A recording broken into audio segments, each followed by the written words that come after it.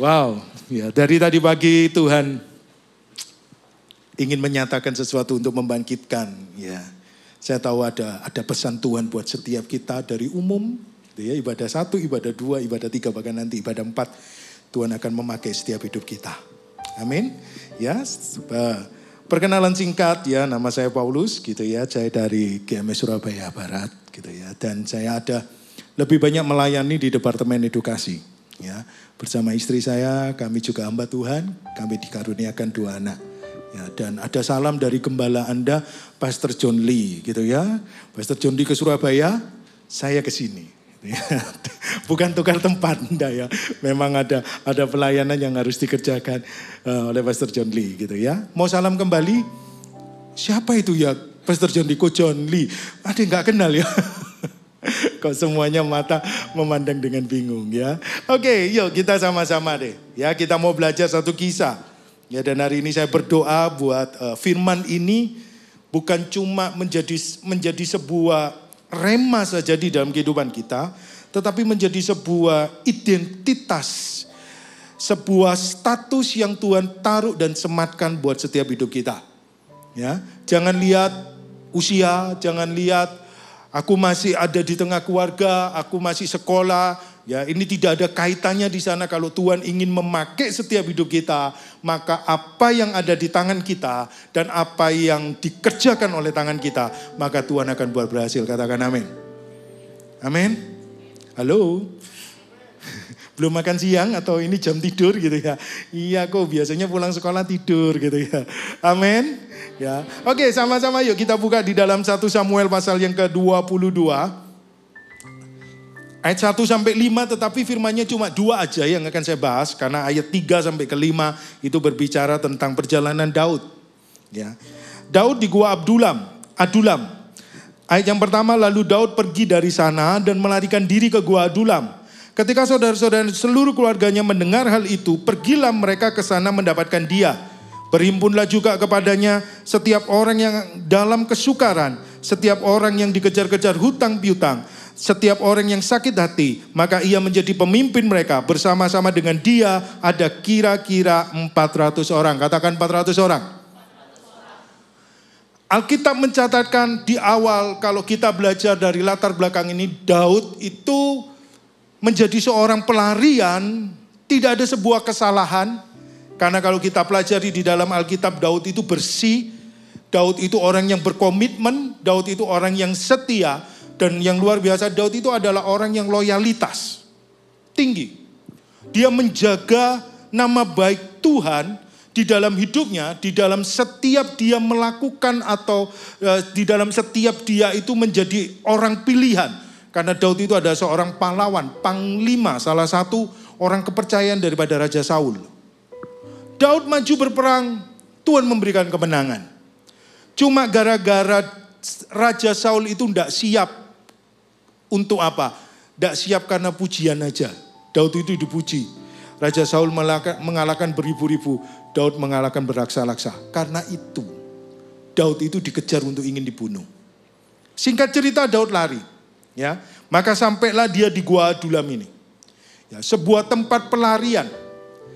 Daud lari di dalam keadaan, saya suka ayat ini. Daud itu lari, melarikan diri, lalu ketika saudara-saudara seluruh keluarganya itu mendengar, mereka kumpul. Daud itu di dalam keadaan seperti itu, di dalam keadaan dia dikejar, di dalam keadaan dia ditekan, di dalam keadaan kondisi yang tidak nyaman, ketika dia harus masuk di gua dari tempat tidur istana, dia pindah ke gua, itu tidak mengurangi iman percaya dan kualitas karakter hidupnya. Kita boleh di dalam hidup itu, segala sesuatu menekan hidup kita. Segala sesuatu itu mungkin kondisi, mohon maaf, rumah yang gak nyaman. Mungkin di sekolah, teman-teman yang gak menyenangkan. Ataupun kondisi apapun yang kita hadapi. Tidak boleh kita kehilangan yang namanya kualitas di dalam hidup. Kualitas itu menentukan masa depan yang indah. Katakan kualitas hidup. Dan di sini Daud tahu. Walaupun dia seperti itu, orang memandang Daud itu sudah tanda kutip kalah di dalam kehidupan. Tapi Daud tidak menyerah. Tapi karena dia sadar bahwa ada Tuhan di dalam hidupnya. Dan dia sadar bahwa dia punya kualitas dan dia punya talenta. Setiap kita punya talenta. Amin. Ada orang, ada anak yang punya talenta itu begitu cepat untuk mempelajari seni. Ada anak yang punya talenta kalau sudah belajar matematika itu ya dengan mendengarkan aja ya, itu sudah tahu jawabannya. Ada seorang anak itu ya, kalau diberikan talenta maju di depan pidato begitu ya, dia bisa bukan cuma pidato, tapi dia bisa meyakinkan, membuat orang itu terpukau. Daud itu punya kelebihan. Dia itu seorang pejuang yang pandai menggunakan senjata. Itu Daud. Keberanian sama. Kalau keberanian itu bukan talenta. Keberanian itu bukan talenta. Keberanian itu keputusan. Tapi Daud itu punya kelebihan di sana. Apapun yang dipegang dia. Mau dengan menggembalakan domba. Semuanya pasti jadi. Tuhan memberikan talenta. Siang hari ini Tuhan kepingin kalian tahu talenta kalian dulu. Dan Daud itu punya satu kelebihan. Dimanapun dia berada, dia selalu dekat dengan Tuhan Yesus. Itu kelebihan. Amin. Apapun tertekan. Ya, kita lihat yuk. Mazmur 57, ini lompat. Ini ayatnya tambahan. Ya, ayat tambahan. Ya, saya buka di HP aja. Biar enggak buka Alkitab terus. Mazmur 57. Ya. Diburu musuh tetapi ditolong Allah. 57 ayat 1 dan ayat 1 sampai 4 aja. Multimedia kalau bisa ditampilkan aja. Oke. Untuk pemimpin biduan. Menurut lagu jangan memusnahkan. Miktam dari Daud ketika ia lari daripada Saul ke dalam gua. Kasihanilah aku ya Allah, kasihanilah aku. Sebab kepadamulah jiwaku berlindung. Dalam naungan sayapmu aku berlindung sampai berlalu penghancuran itu. Lalu dikatakan ayat yang ketiga, aku berseru kepada Allah yang maha tinggi, kepada Allah yang menyelesaikannya bagiku. Kiranya ia mengirim utusan dari surga dan menyelamatkan aku, mencela orang-orang yang menginjak-injak aku. Selah. Kiranya Allah mengirim kasih setia dan kebenarannya. Anda bisa baca nanti sampai di bawah. Mazmur ini muncul ketika Daud itu dalam pelarian. Daud itu tidak pernah takut dengan apapun. Dia tahu kepada siapa dia harus berseru. Kepada siapa ketika dia harus menceritakan. Kepada siapa ketika dia itu menghadapi sesuatu. Dia itu kepingin sharing. Dia tepat. Dia selalu berseru pada Tuhan. Ditulis di situ. Lihat nanti saya akan jelaskan satu seruan Daud. Dan Tuhan itu berikan berlawanan dari seruannya. Ini luar biasa. Ya. Kita buka yuk ayat yang kedua. Ya tadi kembali. Ayat yang kedua. Berhimpunlah juga kepadanya setiap orang yang dalam kesukaran. Setiap orang yang dikejar-kejar tukang piutang. Setiap orang yang sakit hati. Maka ia menjadi pemimpin mereka. Bersama-sama dengan dia ada kira-kira 400 orang. Mazmur tadi 57 ayat yang keempat. Kiranya ia mengirim utusan dari surga dan menyelamatkan. Daud berdoa, kiranya Tuhan kirimkan utusan dari surga. Bayangan kita utusan dari surga itu gimana? Bayangannya? Lakon-lakonnya Marvel atau lakon-lakonnya DC? Superman, Batman turun. Bayangannya adalah apa? Orang-orang yang luar biasa. Bayangannya apa? Orang-orang yang sudah diurapi muncul. Atau minimal orang yang dulu berperang dengan dia ketika dia memimpin. Itu kan ada pahlawan-pahlawan. Minimal mereka semua itu berlari kepada Daud. Ketika Daud berseru, Tuhan kiranya engkau mengirimkan malaikatmu atau utusan dari surga untuk menyelamatkan aku. Dikirim sama Tuhan. 400 orang yang semuanya minus. Dikejar hutang, ditindas, frustasi, tidak punya harapan, tidak punya tujuan hidup. Menyerah Daud. Lalu Daud mengusir mereka semua. Selesailah ceritanya. Daud ketika di situ Daud catatkan ini, Nabi Samuel yang menuliskan ini, dia catatkan di situ. Tidak dicatatkan sebagaimana, tidak ada di literatur Alkitab yang menceritakan dalam. Tetapi sejarah mencatatkan dari 400 orang itu muncullah 30 pahlawan Daud. Dari 400 orang itu muncullah orang yang membunuh 4 Goliat berikutnya. Daud itu membunuh 1 Goliat. Daud ngambil 5 batu. Ada 4 batu yang tersimpan. Secara spiritual, 1 Goliat, 1 saudaranya Goliat, itu dibunuh oleh salah satu pahlawan Daud. Ada orang Mesir yang tinggi, yang terjebak, pahlawan Daud itu terjebak di salju, dia bisa bunuh. Ada 4 orang-orang hebat yang besar-besar dibunuh oleh 4 pengawal Daud. Orang yang luar biasa.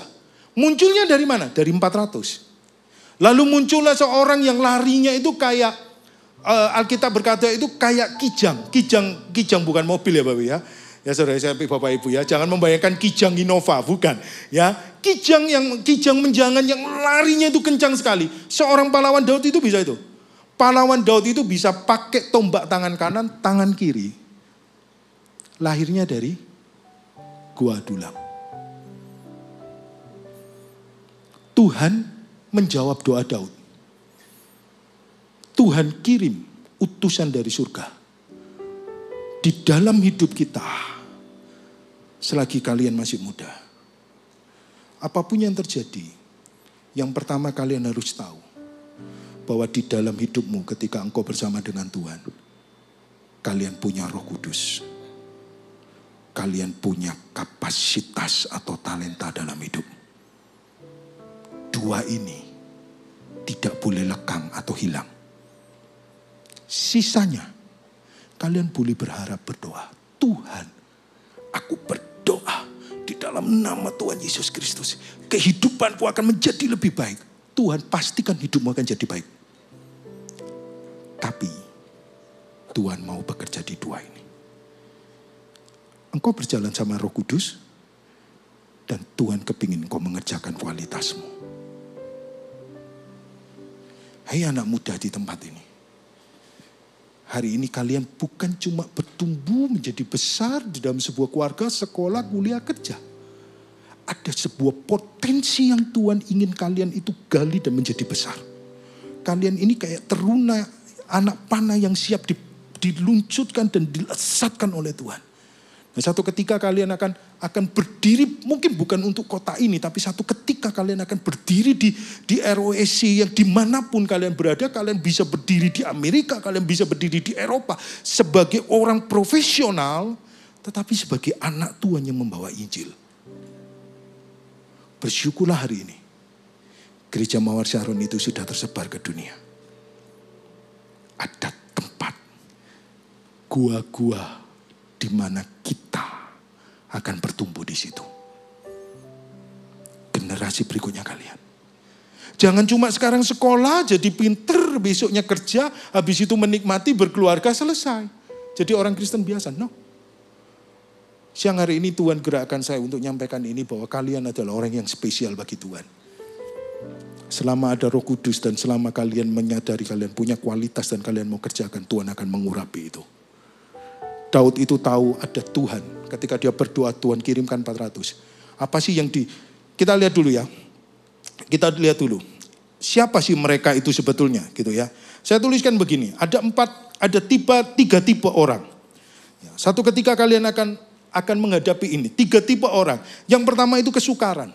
Kesukaran itu memang betul-betul orang yang tertindas. Orang yang mengalami ketidakadilan.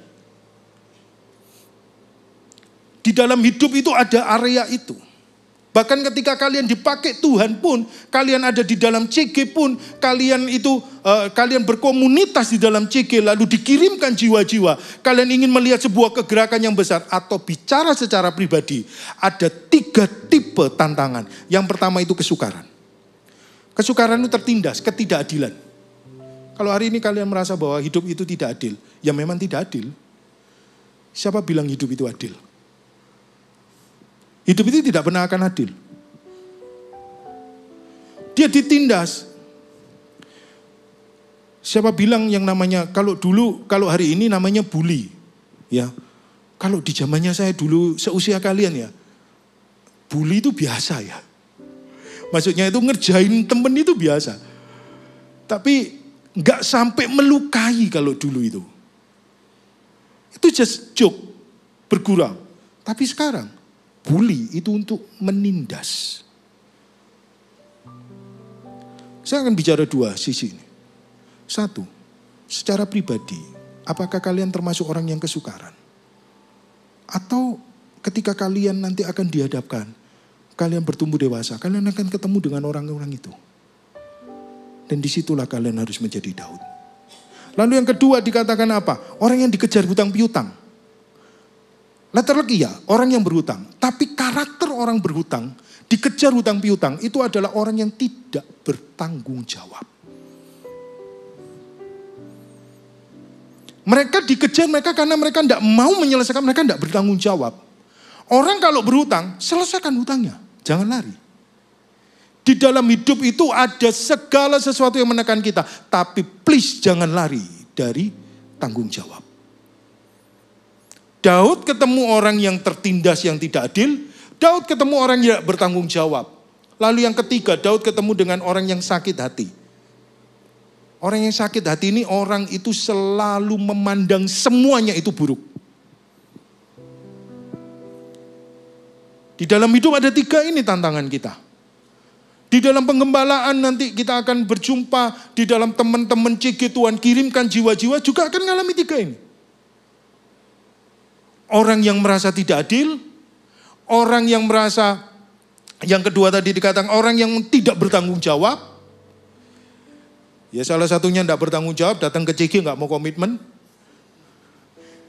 CG fun datang semua, karena fun. CG reguler, tidak mau. Kenapa? Komitmen. Bagi kalian yang sudah remaja, yang sudah waktunya untuk punya pacar, carilah kriteria yang bertanggung jawab. Orang nggak bertanggung jawab itu orang nggak bisa berkomitmen.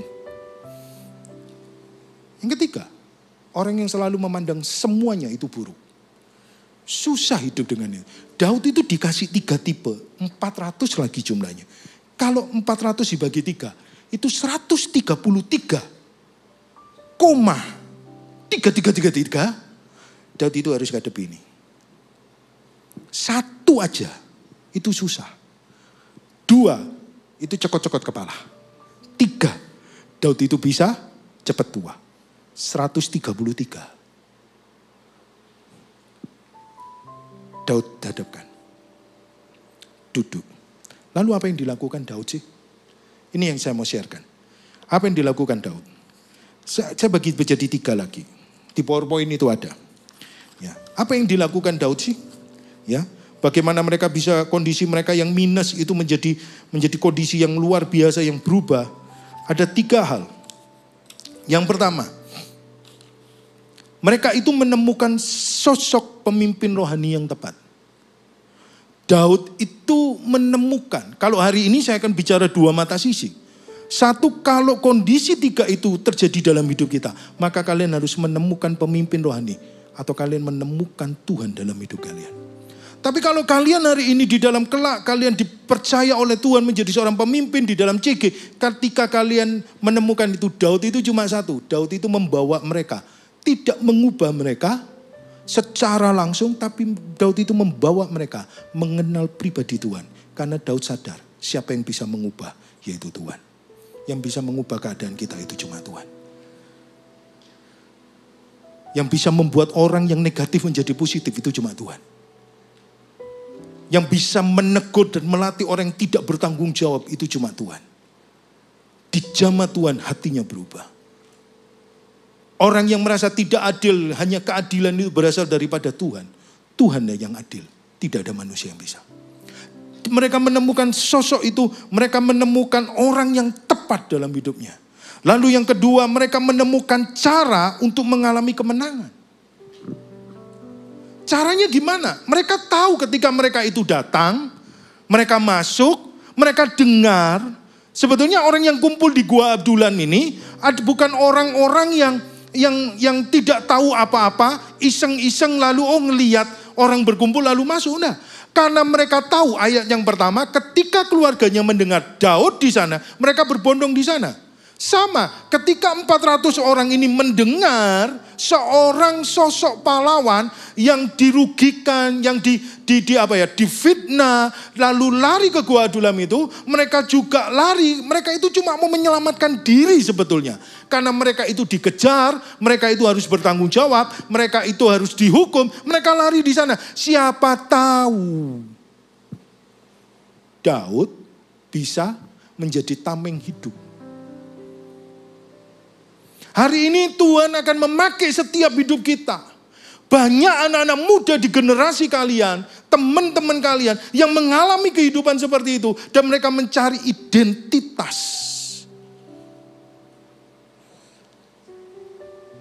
Identitas untuk apa? Diterima. Identitas untuk apa? Dibela. Apalagi kalau teman kalian yang teraniaya di sekolah. Dikucilkan. Dia cari orang yang bisa mengcovernya, menolongnya. Daud bagi mereka itu penyelamat. Makanya ketika Daud melihat itu, oke, kamu mau diselamatkan? Mulai detik ini juga, kamu harus lepaskan pengampunan. Yang tidak adil kan? Lepaskan pengampunan. Lepaskan pengampunan, mengasihi. Lepas pengampunan, mengasihi. Kamu yang tidak bertanggung jawab hari ini, belajar untuk apa yang ada padamu, kerjakan dengan setia. Engkau yang memandang segala sesuatu yang buruk, hari ini lihatlah Tuhan di atas. Yang buruk itu bisa diubah menjadi baik. Tidak semua asumsi boleh terjadi, tahu asumsi ya, menurut perasaan gitu ya. Kan susah kalau kita ngadepi orang, menurutku perasaanku gitu ya. Padahal si A itu tidak ada apa-apanya, perasaanku orang itu menyakiti aku gitu ya. Kan susah ketemu orang itu ya. Bahasa Ibraninya lebay gitu ya, segala sesuatu itu dilebai. Wah lalu nangis gitu ya. Iya dia tadi ke gereja, aku lewat depannya aku nggak disapa gitu ya. Oh dia sudah marah sama aku gitu ya. Padahal itu nggak disapa, yang satunya itu kepalanya lagi migrain separuh gitu ya. Mau senyum susah. Asumsi. Semuanya buruk, semuanya nolak. Berubah. Daud kerjakan itu. Kita ini punya kuasa. Satu, untuk mengalahkan diri kita sendiri. Dua, untuk menyelamatkan orang lain. Kalian dipanggil itu. Kalian ada di sini. Anak-anak Augie ada di sini. Untuk kalian diutus Tuhan. Untuk datang kepada mereka. Mau enggak hari ini? Enggak mampu? Daud enggak mampu. Daud itu cuma punya dua tadi. Roh Kudus dan kapasitas hidup. Satu ketika ada orang ngobrol sama saya begini. Iya ya, baru-baru ini kita sharing. Ketika dia ubahkan, saya sharing cukup lama dengan 3 orang. Lalu masuklah dan mereka berkata begini, iya ya, kok gak sadar ya, orang-orang yang ada di dalam CG itu mirip banget dengan apa yang aku alami. Aku dulu ngalami A. Orang-orang itu kok mirip gitu. Walaupun waktu, tempat, kondisi beda. Tapi mereka struggle-nya sama. Tahu enggak hari ini kalau kita ini Tuhan utus kita di sekolah-sekolah, di teman kalian. Mungkin hari ini kita ini ngalami kondisi kita menang gitu ya. Dengan kondisi tekanan. Ya, kita bisa mengasihi keluarga kita walaupun mungkin loh. Jauh dari ekspektasi kita. Nanti teman-teman nanti yang kalian jangkau ya orang-orangnya itu. Karena kalian jadi jawaban. Daud itu mengalami ketidakadilan.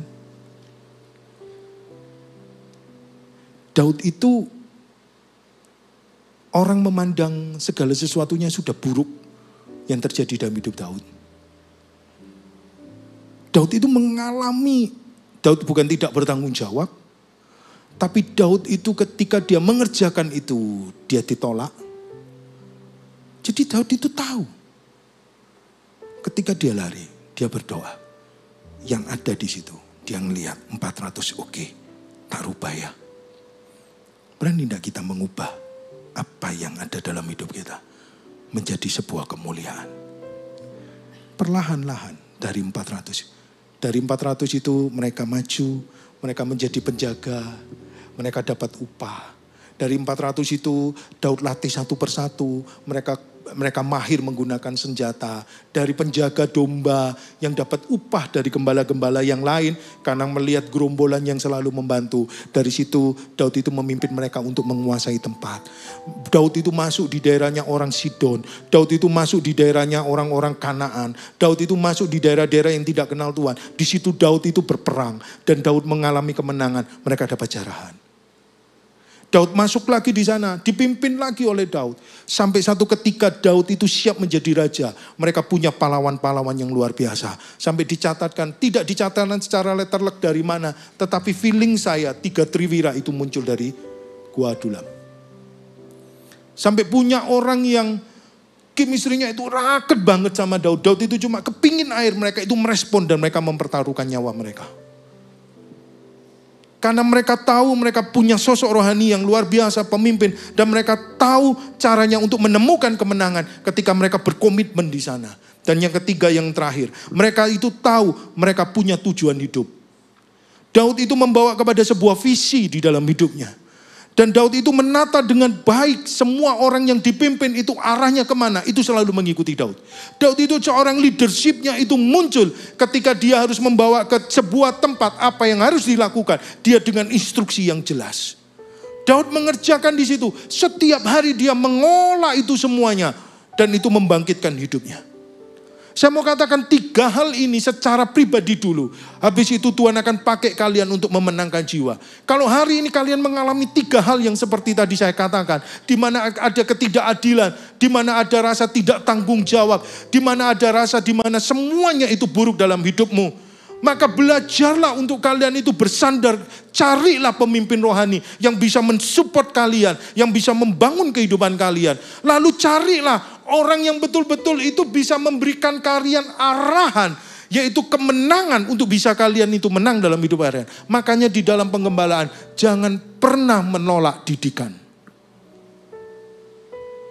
Saya ikut CG itu dari dulu bukan CG. Kalau Pastor Philip malu ngomongnya ya. Iya saya pikir ya malu juga ya. Apa itu dulu ya? Pemasa remasa itu apa ya? Remaja melayani Allah dan sesama. Pemasa pemuda melayani Allah dan sesama. Kalau ditanya kamu di mana? Pemasa gitu ya. Orang itu semua nama kok lucu gitu ya. Ya saya hidup di situ dulu ya. Tahun 98 saya bertobat, saya masuk. Saya melewati didikan itu sudah tidak terhitung jumlahnya. Tapi saya tahu setiap didikan itu adalah kasih yang membentuk hidup saya semakin lebih baik. Itulah jalan keluar untuk mengubah hidup saya. Itulah jalan keluar untuk membuat hidup saya sampai sekarang. Didikan, teguran, bahkan disiplin itu penting untuk melatih kita. Itu yang mengalahkan rasa tidak bertanggung jawab. Menjadi orang yang bertanggung jawab. Tidak lari dari masalah. Kalau hari ini kalian merasa kalian ada masalah lari, sedikit-sedikit lari. Berhenti. Pegang masalah itu. Bukankah firman Tuhan, walaupun kau memegang ular beracun, kau tidak akan pernah mati? Digigit pun Rasul Paulus tinggal kebaskan ular itu. Ularnya yang mati, Rasul Paulus tidak mati. Karena dia responsibility. Lalu yang ketiga, carilah orang yang punya visi. Gereja ini punya visi. Amin. Ciki-ciki punya visi. Visi yang di dalam 1 bulan ini, visi Cekevan. Happy. Jadilah orang yang happy. Masuk di dalam Cekevan. Tanya kepada pemimpin rohanimu. Tanya ke CGL. Apa yang harus kulakukan? Kalau hari ini, ayo doakan VIP. Cari jiwa. Doakan mereka. Punya visi. Visi itu akan membentuk kita. Itu bisa tahu rencana Tuhan. Dan itu akan melatih hidup kita. Di dalam step hidup kita, kita tahu kita punya tujuan. Dan apa yang kita lakukan tidak pernah sia-sia. Daud, step by step hidupnya, itu tidak pernah membiarkan orang yang mengikutinya itu menjadi sia-sia. Daud itu tahu tujuannya. Dari minus, bukan nulu, dari minus, gimana caranya mereka jadi pahlawan. Bukankah aku berdoa Tuhan kirimkan bala bantuan dari surga. Bala bantuan dari surga adalah orang yang luar biasa. Melebihi daripada orang yang biasa. Daud tahu, aku harus mengubah. Tuhan tahu siang hari ini. Tuhan akan mengubah hidup kita. Amin. Siap enggak hari ini? Enggak adil. Cari pemimpin rohani. Yang selalu support hidupmu. Kalau kalian pemimpin rohani hari ini. Kalau kalian hari ini orang ada yang dipakai Tuhan menjadi seorang leader. Ketika ketemu dengan member Anda. Ketika ketemu dengan membermu. Tahu hidupnya tidak adil. Berdirilah. Bawa mereka kepada Tuhan. Ketidakadilan itu cuma bisa dijawab dengan perjumpaan dengan Tuhan. Agar mereka tahu Tuhan selamanya setia menyertai hidup mereka. Aku tidak bisa, aku lari, aku tidak bisa menjadi orang yang berkomitmen. Aku lari karena apa? Semuanya gak sesuai ekspektasiku. Aku tidak mau. Cari orang yang bisa mendidikmu, mengarahkan. Leader-leader, arahkan mereka. Didik mereka sesuai dengan nilai kebenaran. Ambil tanggung jawab. Jangan lari. Satu ketika saya pernah ketemu dengan seseorang yang punya masalah berat. Banyak sih ya. Kalau punya masalah berat itu yang dicari hamba Tuhan. Ya. Saya cepat berpikir Tuhan, padahal kita ini hamba Tuhan juga punya masalah berat gitu ya. Tapi kita selalu bersyukur gitu ya. Masalah mereka, masalahku tidak lebih berat daripada masalah mereka. Ya, jadi saya bersyukur, thank you Tuhan. Satu ketika ketemu dengan seseorang, masalahnya berat. Ketika mengalaminya, dia cuma ada di dalam kamar, keluar kamar cuma makan, masuk kamar lagi. Keluarganya bingung, ya, pasangannya bingung.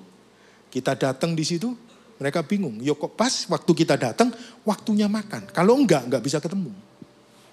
Pas waktunya dia lapar, dia makan. Saya cuma ngomong aktivitasnya apa? Karena tekanan, karena bertubi-tubi, dia mau lari dari tanggung jawab. Karena dia sudah menyerah.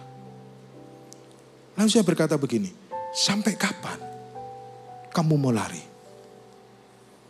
Sampai kapan kamu mau menghindar? Apakah dengan lari tidak bertanggung jawab masalahmu selesai? Tak. Dia tanya sama saya, lalu apa yang harus kulakukan? Saya waktu itu tanya gini, punya gitar? Ada. Istrinya ambilkan. Kamu mau jawaban? Ya. Ayo kita nyembah Tuhan. Saya berdoa, kami menyembah. Saya dengan istri saya kita nyanyi, menyembah Tuhan. Kita undang pribadi Tuhan, hadirat Tuhan ada. Mereka dijamah. Orang ini dijamah. Orang ini merasakan sebuah kekuatan. Ada sebuah teguran yang Roh Kudus berikan. Teguran dari saya sudah. Sampai kapan kamu mau lari? Kamu gak ngelihat keluargamu menderita apa yang kau lakukan. Berhenti lari. Dan Tuhan kuatkan dan Tuhan tegur, gak boleh lari. Dari selesai itu dia mulai bangkit. Besoknya dia mulai menata segala sesuatunya.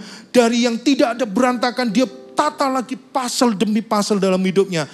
Lalu kita ketemu lagi, dia ajak gitu, ayo kita doa lagi. Ya puji Tuhan gitu ya. Jadi saya bukan jawaban bagi dia. Ayo kita doa lagi. Oke kita doa. Doa lagi. Minggu depannya lagi ketemu kita doa lagi. Semakin dia doa. Semakin dia berjumpa dengan Tuhan. Semakin dia bertanggung jawab. Semakin pasal itu disusun. Dan semakin itu juga masalahnya selesai. Satu persatu. Disitulah Daud mengajari mereka. Kamu berhutang. Hari ini kan kamu menghasilkan. Kamu sudah kuberi upah, selesaikan utangmu. Dilatih untuk mereka bertanggung jawab bekerja. Mendapatkan jarahan, kamu hutang berapa? Selesaikan hutangmu. Kembali ke Yehuda, kembali ke tanah Israel. Kembalikan hutangmu. Jangan kau nikmati dulu, kembalikan. Dari situ mereka yang berhutang menjadi orang yang diberkati Tuhan. Jangan lari dari masalah. Kalau segalanya buram. Segalanya tidak jelas dalam hidupmu. Tidak sesuai dengan ekspektasimu. Masa depanmu kau berkata, aku sudah gak punya masa depan. Berhentilah berpikir itu. Sebab rancangan Tuhan itu rancangan damai dan sejahtera. Tuhan kalau menciptakan kita, Tuhan tidak pernah setengah-setengah menciptakan kita.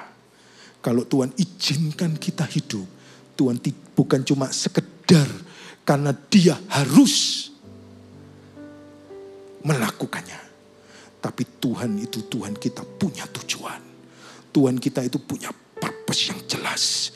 Walaupun, mohon maaf, saya boleh katakan, kalaupun engkau lahir, mohon maaf, bukan dari pernikahan yang sah atau MBA, Tuhan tidak pernah mengubah rencananya atas hidup anak yang lahir. Itulah Tuhan kita. Tuhan punya purpose, tujuan. Tuhan punya visi dalam hidupmu. Apapun hari ini. Kau leader-leader, kau ketemu dengan orang-orang yang seperti itu. Katakan kepada mereka, Tuhan mengasihimu, Tuhan mau engkau dipakai luar biasa. Amin. Amin. Mari kita tutup Alkitab kita.